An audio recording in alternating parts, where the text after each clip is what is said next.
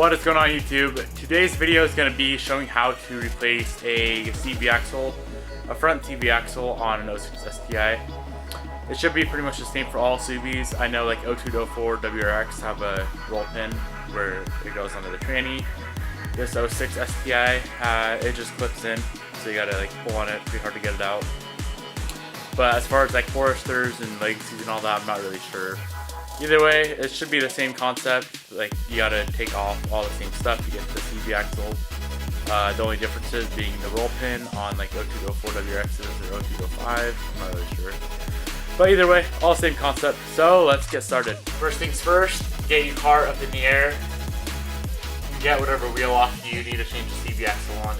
In this case, driver's side. So I'm gonna air up and take the wheel off.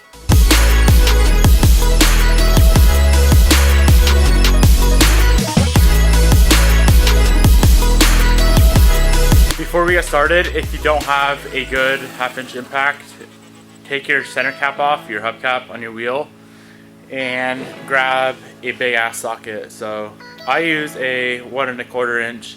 Obviously you need like a metric socket because it's made in Japan, you know, JDM.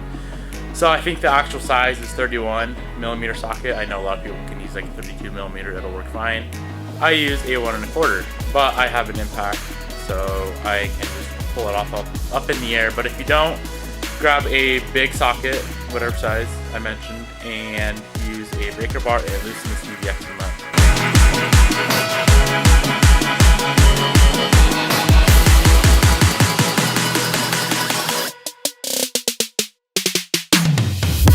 Make sure you throw a jack stand under here because I would rather be alive than dead.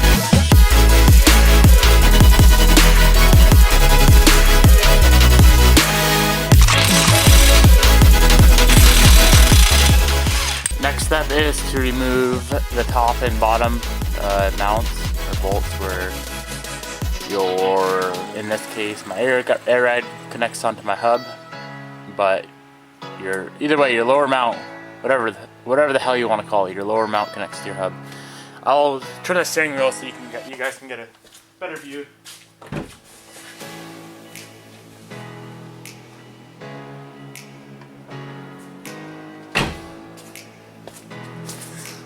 So these two here, they're 19mm nut stock. I have a camber bolt on this one, so 19mm down here, 18mm up top. Before you guys get started, let me show you, take the camera over here. So this top bolt is a camber bolt. So if you don't put it back to where it was before, your camber will be different, which in turn will change your toe. So what I would recommend doing is grabbing a paint pen and marking it. So it's an eccentric bolt. It has like a lobe on one side. So when you twist it, the hub will come out, which will change camber. So just grab a paint pen and mark it from the bolt to the lower mount so you can get it back in the same position.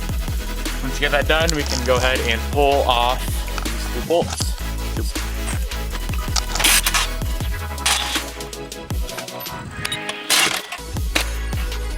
So this is what I was talking about. See how it's thicker on this side than this side?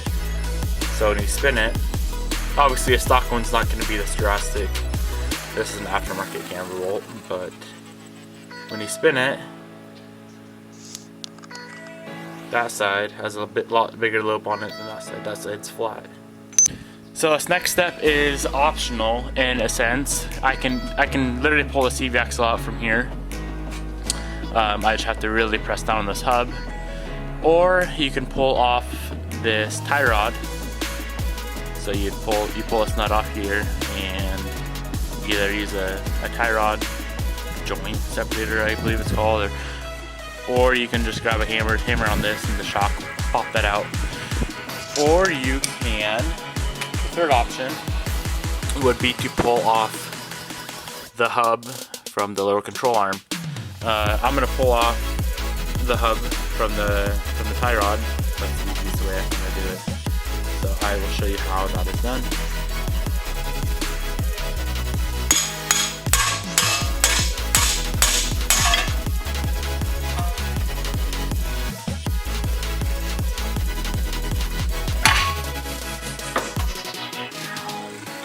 I hope you guys can hear me fine. So the next step, this is what I was talking about earlier. So I know the older 02 to 04 WXs, there's a cotter pin or a roll pin that goes through the CV, through the stub on the tranny. This axle, there's a stub on the CV that goes into the tranny, and there's just like a little circlip that holds it in. So we need to pop that out. You can either just tug on it really hard, or grab like a flat blade screwdriver and pop it out. Ow! So the CV is actually not bad. All the joints are fine. It's just this boot was leaking on this joint, or this clamp right here, and fleeing grease everywhere. It's disgusting. So technically, I could just replace this clamp, which is very easy to do. I don't know if this is the Reman and they did a shitty job putting this clamp on, but I could technically just replace that clamp and throw this axle back on. But I already got a new one with a warranty, so I'm just gonna replace the axle. Installation is obviously just the opposite of what we just did, pulling it out. Make sure you get it clipped all the way into that tranny first, or else it's gonna be a pain in the ass to get it to the hub. And as soon as we get that axle in, we can load the car down, and make sure you leave that center cap off, because you need to torque that big nut that goes on the CV axle.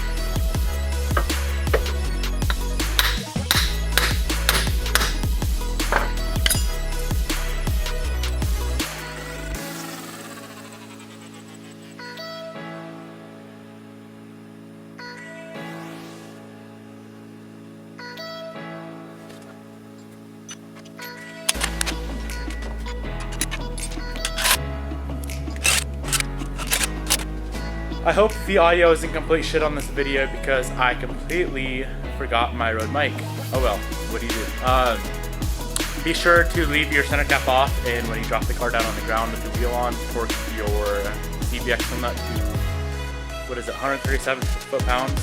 So torque that to 137, and then you can put your center cap back on. There's also, I'll show you a little something on this CV nut before I do all this.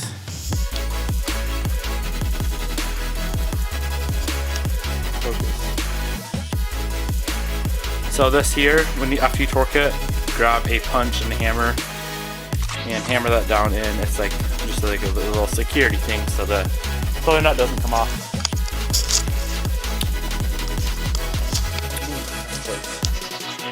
But anyway, guys, let's focus. I hope this helps you guys out. If you have any questions at all, leave them in the comment section below, and I will obviously do my best to answer any questions you guys have. If you thought this video was helpful, please give it a thumbs up, and as always, subscribe to the channel if you enjoy the content. Thank you for watching, and I will catch you in the next one. Another thing, guys, do not forget to tighten or torque your lug nuts. Factory spec is like 70 foot-pounds, but I always torque them to around 100-ish foot-pounds. Just get them tight so your wheel doesn't fall off.